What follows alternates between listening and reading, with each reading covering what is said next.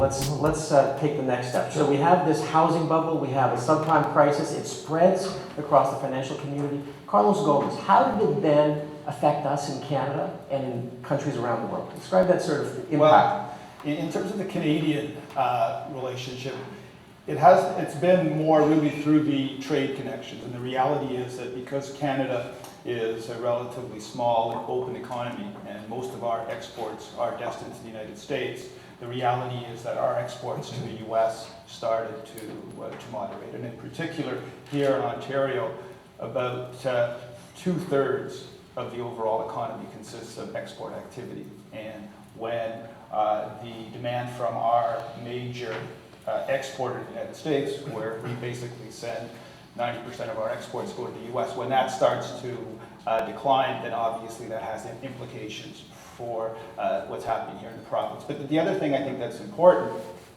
is that Sal and Carlos talked about how globally the financial system started to be affected by the subprime. And that's really because all banks globally did buy this particular product. And the other key point is that they leveraged themselves on it. And normally when you have a normal banking relationship, for every dollar that you have in deposit, you can lend out, $10 to $15. The problem was that with the investment banks in the United States, the Merrill Lynch's, Lehman's, and so forth, that was leveraged up to about 40 to 1. And it's really the contraction from that leverage of 40 to 1 down to a more normal relationship, that's it causing the big implosion. So even though we weren't directly, we had some write-downs. Globally it's probably around $1 billion. We probably had, 10 billion.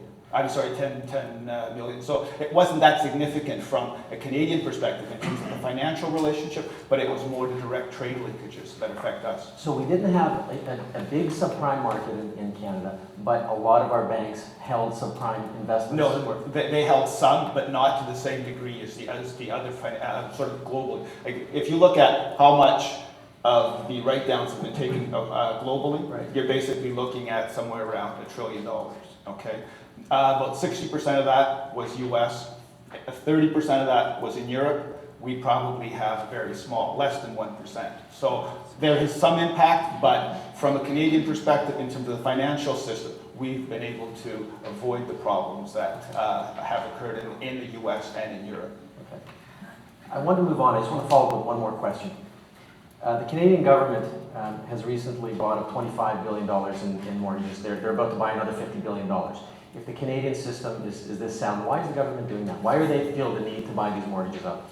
Basically, the reason is that it's happening across the world. And so if governments around the world are providing additional funds into the banking system, that's giving the banks outside of Canada somewhat of a leg up in terms of funding, access to funding that the Canadian banks wouldn't have. So it's a matter of essentially leveling the playing field and basically providing some additional funding into the Canadian system, similar to what's being done elsewhere.